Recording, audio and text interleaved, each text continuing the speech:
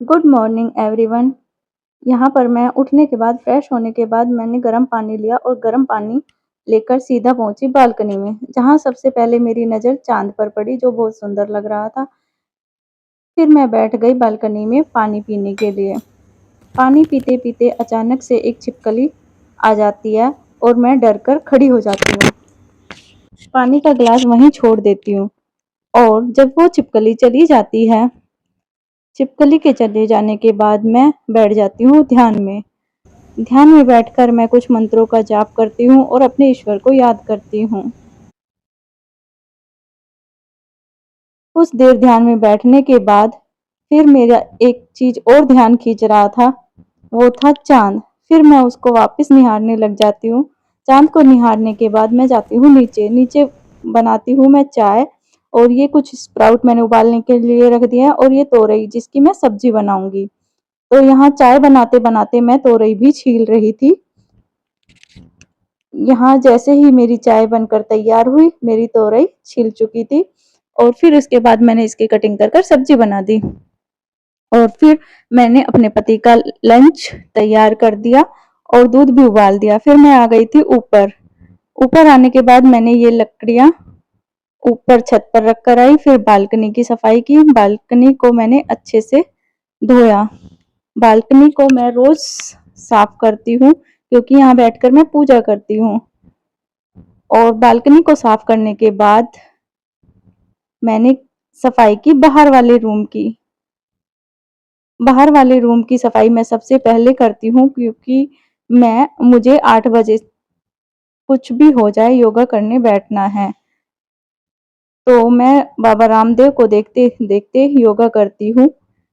India TV पर सुबह 8 बजे जब बाबा रामदेव आते हैं तो मैं उससे पहले अपना काम निपटाने की कोशिश करती हूँ, जो सफाई का होता है वो। तो मैं यहाँ पर आ गई थी बाहर वाले रूम में। बाहर वाले रूम में मैंने सभी सामान सेट किया और चादर वगैरह बिछाने के बाद मैंने इसमें झाड़ू लगाई और पोछा लगा दिया।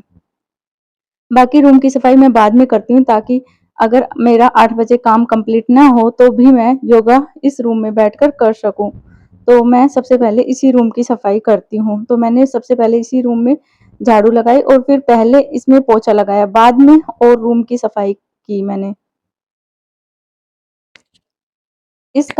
इस रूम की झाड़ू पोछा करने के बाद मैं आ गई थी अपने बेडरूम में।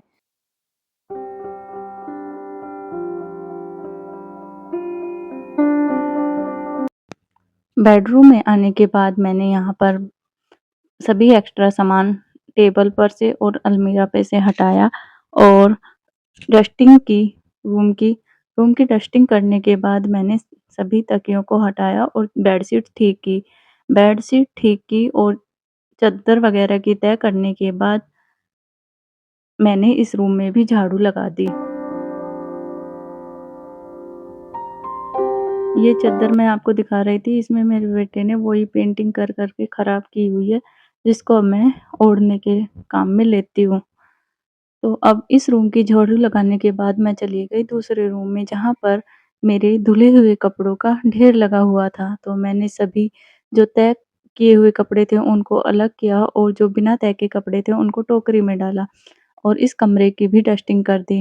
इस कमरे की डस्टिंग करने के बाद मैंने एसी का पानी रिताया और उसके बाद इस रूम में भी झाड़ू लगाई। झाड़ू लगाने के बाद मैंने लॉबी में झाड़ू लगाई और लॉबी में झाड़ू लगाते-लगाते मेरा टाइम हो गया था इंडिया टीवी पर बाबा रामदेव के आने का। तो मैंने वहीं पर झाड़ू छोड़ी, मैट बिछाई और टीवी को ऑन किया और बैठ गई योगा करने।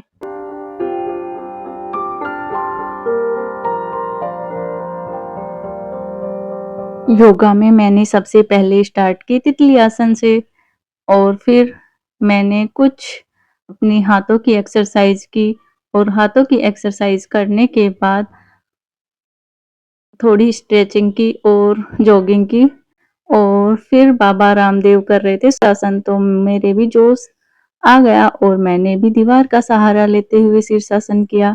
यहाँ रामदेव बाबा बिना दीवार के शीर्षासन कर रहे हैं, लेकिन मुझे शीर्षासन करने के लिए दीवार के सहारे की जरूरत पड़ती है।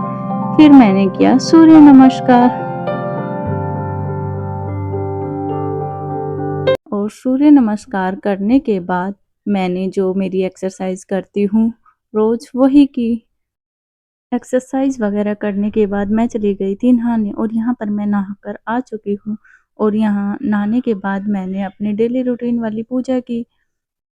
पूजा करने के बाद मैं चली गई थी नीचे खाना बनाने, और खाना बनाकर जब मैं ऊपर आई मेरी नज़र पड़ी बिट्टू पर, और मैंने पूछा बिट्टू क्या कर रहे कुछ नहीं हो? यार, मतलब ये रूम बना रहा था एक मैं, मतलब इसमें जैसे ये जो चीज है ना, रेन ड्रॉप सेंसर, इसमें जैसे ही अगर पानी आएगा ना, तो ये मतलब अपने आप मोटर को इशारा देगी इस सेंसर की मदद से, जो कि है मोटर ड्राइवर, ताकि जो ये मोटर अपने आप चलेगी और जो छत होगी उसको अपने आप मतलब बना देगी, जिस कारण से जैसी बारिश आए तो ये फसल को खराब ना होने दे बारिश। तो जितनी बारिश पौधों को चाहिए होगी, बारिश उतनी ही उन्हें मिलेगी। तो अभी मैं बस अपने 2 तार के लक्ष्य से दूर हूँ पूरा करने से। क्या लगता है कर लेगा? और नहीं तो क्या, सारा सेटअप है हमारे पास। अच्छे। ये देखिए इंजीनियर साहब का, ये गलती से भी कोई चला गया तो लैपटॉप आएगा नीचे। दोनों तारे मतलब जोड़ चुका हूँ मैं, अब बस काफी देर तक कोशिश कर ली, लाइट नहीं जल रही थी, लेकिन अब जो लाइट जली है ना, तो बहुत ज्यादा अच्छा लग रहा है कि लाइट जल गई, लैपटॉप से कनेक्ट हो गया। अब बस एक कोड डालना है मेरे को। अब पड़ेगा कब? अब मेरा रूफ कंप्लीट हो जाएगा। अरे पढ़ने का क्या है, पढ़ता तो रहे भाई। जब उसका कुछ काम हो गया तो वो मुझे बन गई दिखाने रूफ। के लिए लेकर आया, मम्मा बस देखो। वो उस साइड लेकिन से टूट इतने में गया, उसके वायर वो हट स्टिक चुके खत्म थे। हो गई और उस साइड से टूट गया, साइड से टूट गया। इस पे जैसे ही पानी जाएगा ना, अभी तो कर नहीं रहा, मैं डायरेक्ट वैसे हाथ से करके बताता हूँ। इसमें जैसे ही पानी आएगा तो एक छत ऐसे आती है। पानी के सेंसर है इसमें? हाँ। अच्छा, ये पूरी उखड़ रही है बेटा, ये मजबूती से चिपकानी पड़ेगी बेटा दोनों साइड से। अच्छा, और इस पे रोल हो जाएगा। थोड़ा और बड़ा काटता ना। गाड़ी तो और तीन नॉर्मल जो करते हैं। अच्छा बड़ी फसलों का चाहिए वाला काम ये है, छोटी फसलों के लिए। अच्छा।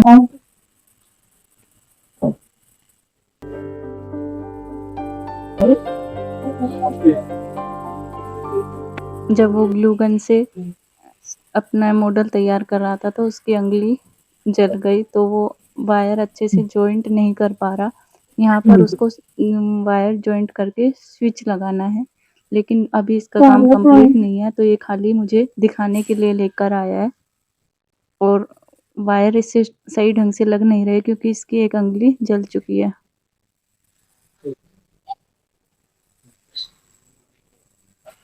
मिला था तार ढंग से नहीं लग रही। डर क्यों रहा है? अभी ये जल चुकी है पूरी मोटर एक बार। दोबारा जल जाएगी, तार ढंग से ले, इसमें से बाहर निकाल लेना कोई तार। अरे हाथ जल रहा है मेरा। क्यों? मोटर ने काम किया और उसका ये मॉडल कंप्लीट हो चुका था, बस थोड़ी सी फिनिशिंग देनी थी। मुझे ये देखकर बहुत खुशी हुई मन ही मन। और यहीं पर मेरा ब्लॉग ख़त्म होता है। आपको ये ब्लॉग कैसा लगा कमेंट करके ज़रूर बताइएगा।